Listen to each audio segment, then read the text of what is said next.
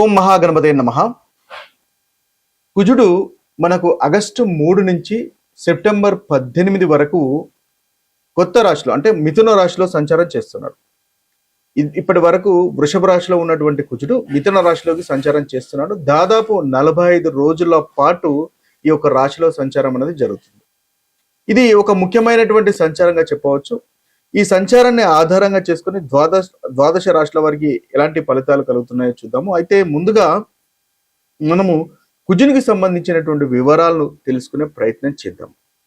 ముఖ్యంగా ఈ కుజుని యొక్క జన్మము ఎలా జరిగింది అనేది మనం పురాణ గాథల్లో కొన్ని విషయాలు మనకు ఇవ్వడం జరిగింది. అయితే ఈ పురాణ గాథల్లో కనుక చూసుకున్నట్టయితే ఒకసారి పరమశివుడు తీవ్రమైనటువంటి తపస్సు చేస్తున్నప్పుడు తన నుదుటి నుండి ఒక చెమట బిందువు భూమిపై పడినప్పుడు భూమి నుండి ఉద్భవించిన వాడే జన్మించిన వాడే కుజుడు అని కూడా కొన్ని పురాణాలు మనకు చెప్తాయి.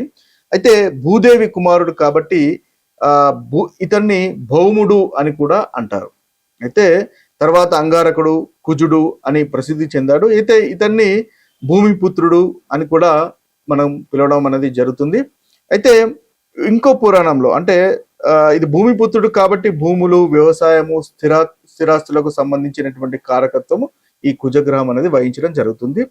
మరో కథ కనుక చూసినట్టయితే స్కంద పురాణంలో మనకి సుబ్రహ్మణ్య స్వామి యొక్క యుద్ధ శక్తికి ప్రతీకగా కుజుని వర్ణించడం అనేది జరుగుతుంది. కాబట్టి అది కూడా మనకి కుజుని యొక్క ఏదైతే జననానికి సంబంధించినటువంటి కథగా చూడవచ్చు. అందువల్లనే సుబ్రహ్మణ్య స్వామికి సంబంధించింది కాబట్టి మంగళవారము సుబ్రహ్మణ్య స్వామిని ఆరాధిస్తే చక్కటి ఫలితాలు ఈ కుజగ్రహం వల్ల కలుగుతున్నటువంటి ప్రతికూలమైనటువంటి ఫలితాలు తొలగిపోతాయి అని చెప్పేసి మనకు శాస్త్రం అనేది చెప్పడం జరుగుతుంది. ముఖ్యంగా ఈ కుజుని యొక్క కారకత్వాలు కనుక మనం చూసినట్టయితే కుజుడు ముఖ్యంగా ధైర్యానికి, పరాక్రమానికి, అదేవిధంగా యుద్ధ శక్తికి, రక్తానికి సంబంధించినటువంటి వాటికి కారకత్వం వహిస్తాడు. భూమి, ఆస్తులు, సోదరులు వాటికన్నిటికీ కారకత్వం వహిస్తాడు. అయితే కుజుడు మన జాతకంలో జన్మ జాతకంలో కనుక అంత బలంగా లేనట్టయితే వారికి ధైర్యం అనేది తక్కువగా ఉంటుంది, పోరాడే శక్తి ఉండదు. ముఖ్యంగా కుజుడు అనేది పోరాట పటిమను మనకు చూపిస్తాడు కాబట్టి పోరాడేటటువంటి శక్తి అనేది ఉండదు.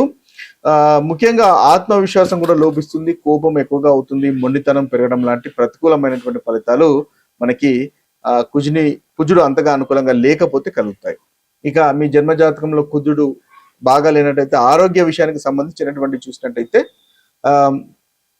రక్తం సంబంధించిన విషయాలు, కండరాలకు సంబంధించినటువంటి విషయాలు, గాయాలు, ప్రమాదాలు ఇవన్నీ కూడా కుజుని యొక్క ఆధీనంలోకి వస్తాయి. కుజుని యొక్క పోర్ట్ఫోలియో కారకత్వాలు అని అంటాము. కుజుని యొక్క సంబంధించినటువంటి వాటికి వస్తాయి. కాబట్టి వీటిలలో ఇబ్బంది కలుగుతుందంటే కుజుడు మనకు అంతగా అనుకూలంగా లేడు అని మనము గమనించాలి.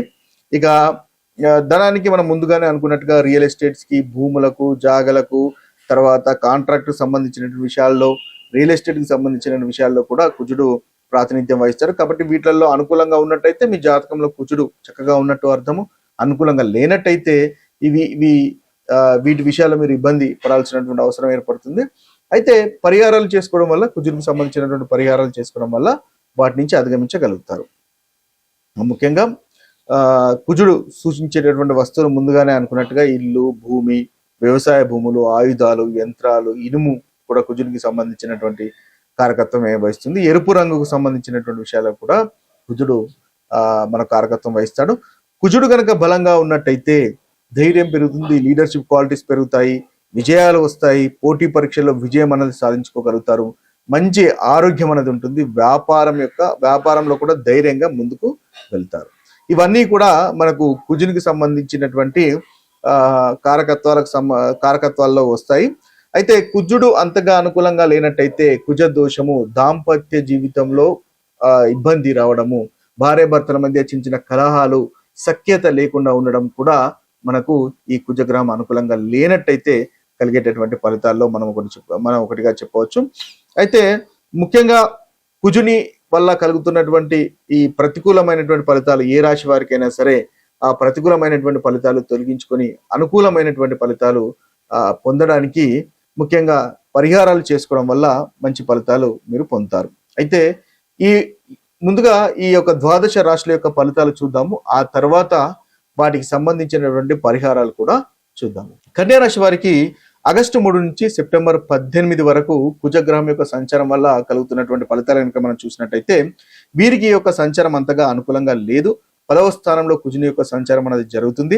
ముఖ్యంగా వీరికి పనుల్లో ఆటంకాలు రావడము, ఉద్యోగంలో ఒత్తిడి పెరగడము, పై అధికారులతో అభిప్రాయ భేదాలు రావడము, అనవసరమైనటువంటి ప్రయాణాలు, పనికి తగినటువంటి పని భారం పెరగడము, పదవి లేదా బాధ్యతల యొక్క ఒత్తిడి ఎక్కువగా రావడం లేదా మార్పు జరగడం లాంటివి కనిపిస్తున్నాయి. ఆరోగ్య విషయంలో కూడా చాలా శ్రద్ధ అనేది అవసరము. తొందరపడి నిర్ణయాలు తీసుకోకండి. ముఖ్యంగా ఈ రాశి వారు ఈ ప్రతికూలత తొలగిపోవడానికి మంగళవారం సుబ్రహ్మణ్య స్వామిని ఆరాధించండి, ఆంజనేయ స్వామిని దర్శనం చేసుకోండి. ఓం అంగారకాయ నమః అనేటటువంటి మంత్రాన్ని 108 సార్లు ప్రతిరోజు పఠించినట్టయితే ఈ ప్రతికూలత అనేది మీకు తొలగి. కుజునికి సంబంధించినటువంటి పరిహారాలు అన్ని రాశుల వారు ఏ విధంగా చేయాలో చూసినట్టయితే ఉదయం వ్యాయామం చేయడం కూడా ఒక చక్కటి పరిహారంగా ఉంటుంది. కోపాన్ని నియంత్రించుకోవడం కూడా కుజునికి ఒక చక్కటి పరిహారంగా మనం చెప్పవచ్చు. ఎవరితోనూ అనవసరమైనటువంటి వాదనలకు దిగకండి. కుజుడు మీ జాతకంలో అనుకూలంగా లేనట్టయితే ఇది ఆటోమేటిక్ గా చక్కటి ఫలితాలు మీకు కలగజేస్తాడు. వాహనం కూడా నెమ్మదిగా గడపండి, తద్వారా చక్కటి ఫలితాలు మనకు కలుగుతాయి. ముఖ్యంగా కుజునికి సంబంధించినటువంటి దానాలు కనుక చూసినట్టయితే ఎర్రటి కందులు దానాలు చేయవచ్చు, ఎర్రటి వస్త్రాలు దానం చేయవచ్చు, బెల్లము దానం చేయవచ్చు, రాగి పాత్రలు దానం చేయవచ్చు, పేద విద్యార్థులకు నోట్ బుక్స్ లాంటివి కూడా దానం చేయడం వల్ల చక్కటి ఫలితాలు మనకు కలుగుతాయి. ముఖ్యంగా ఈ యొక్క ఆగస్టు 3 నుంచి సెప్టెంబర్ 18 వరకు ఉన్నటువంటి పరిహారాలు ప్రతి రాష్ట్ర వారికి కనుక చూసినట్టయితే వీరికి ముఖ్యంగా మేషరాశి వారికి చాలా చక్కగా ఉంది. ఈ యొక్క సంచారము సుబ్రహ్మణ్య స్వామిని ఆరాధించండి, మంచి ఫలితాలు మీకు కలుగుతాయి. వృషభ రాశి వారికి అంతగా అనుకూలంగా లేదు. మాటలను నియంత్రించుకోండి, తద్వారా మంచి ఫలితాలు కలుగుతాయి. 2వ స్థానం కాబట్టి వాక్కు అనేది కాస్త నియంత్రించుకోండి. మీరు హనుమంతుని ఆరాధించండి, తద్వారా మంచి ఫలితాలు మీకు కలుగుతాయి. మిథునానికి కూడా అంతగా అనుకూలంగా లేదు. కోపాన్ని నియంత్రించుకోవడం వల్ల మంచి ఫలితాలు మీకు కలుగుతాయి. మీరు సుబ్రహ్మణ్య స్వామిని పూజించండి ప్రతి మంగళవారము, అనుకూలమైనటువంటి ఫలితాలు మిథున రాశి వారికి కలుగుతాయి.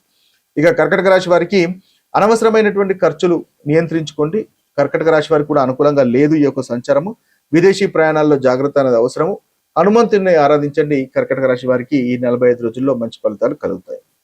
ఇక సింహరాశి వారు కనుక చూసినట్టయితే సింహరాశి వారు కొత్త ప్రాజెక్ట్స్ ని ప్రారంభించండి, మీకు చాలా చక్కగా ఉంది. ఆస్తి వ్యవహారాలు ముందుకనేవి వెదులుతాయి.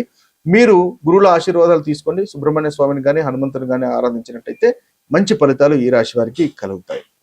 ఇక కన్యా రాశి వారికి ఈ యొక్క ఫలితాలు అంతగా అనుకూలంగా లేవు ఈ కుజుని యొక్క సంచారము. కాబట్టి కాస్త జాగ్రత్తగా ఉండాల్సినటువంటి అవసరం ఎంతైనా ఉంటుంది. కోపంతో ఉద్యోగంలో నిర్ణయాలు తీసుకోకండి. ముఖ్యంగా హనుమంతుని ఆరాధించండి, తద్వారా ఈ కన్యా రాశి వారికి అనుకూలంగా ఉంటుంది. ఇక తులారాశి వారికి కూడా ఈ యొక్క సంచారము మనకు ఏదైతే మార్స్ కుజ యొక్క సంచారం అనుకూలంగా లేదు. కాబట్టి తులారాశి వారు కూడా హనుమంతుని ఆరాధించండి, తద్వారా మంచి ఫలితాలు కలుగుతాయి. ముఖ్యంగా తల్లిదండ్రులను గురువులను గౌరవించండి, మంచి ఫలితాలు ఈ రాశి వారికి కలుగుతాయి. ఇక వృశ్చిక రాశి వారు కనుక చూసినట్టయితే వృశ్చిక రాశి వారికి కూడా కుజుని యొక్క సంచారము ఈ 45 రోజులు అనుకూలంగా లేదు. కాబట్టి వృశ్చిక రాశి వారు కూడా మనకు సుబ్రహ్మణ్య స్వామిని ప్రతి మంగళవారం ఆరాధించండి, శనివారం హనుమంతుని ఆరాధించండి, తద్వారా మంచి ఫలితాలు మీకు కలుగుతాయి. వాహనాలు జాగ్రత్తగా నడపండి. అంగారక మంత్రాన్ని కూడా జపించినా కూడా మంచి ఫలితాలు మీకు కలుగుతాయి. ఇక ధనుసు రాశి వారు కనుక చూసినట్టయితే ధనుసు రాశి వారికి కూడా ఈ కుజుని యొక్క సంచారం అంతగా అనుకూలంగా లేదు. ఆగస్టు 3 నుంచి సెప్టెంబర్ దాదాపు 18 వరకు. కాబట్టి ధనుసు రాశి వారు కూడా సుబ్రహ్మణ్య స్వామిని ఆరాధించండి ప్రతి మంగళవారము, లేదా హనుమంతుని ఆరాధించినా కూడా ప్రతి మంగళవారము మీకు చక్కటి అనుకూలమైనటువంటి ఫలితాలు ధనుసు రాశి వారికి కలుగుతాయి. ఇక మకర రాశి వారు కనుక చూసినట్టయితే మకర రాశి వారికి కూడా అనుకూలంగా లేదు. షేర్ మార్కెట్, స్పెక్యులేషన్ వాటికి దూరంగా ఉండండి. మకర రాశి వారు కుంభరాశి వారు ముఖ్యంగా చూసినట్టయితే పిల్లలతో సమయాన్ని గడిపించే ప్రయత్నం చేయండి. మీరు కూడా హనుమంతుని లేదా సుబ్రహ్మణ్య స్వామిని పూజించండి, తద్వారా మంచి ఫలితాలు మీకు కలుగుతాయి. ఇక కుంభరాశి కూడా సేమ్, మీరు కూడా కోపాన్ని నియంత్రించుకోవడం మీకు కూడా అంతగా అనుకూలంగా లేదు. సుబ్రహ్మణ్య స్వామిని కానీ లేదా హనుమంతుని కానీ ఆరాధించండి.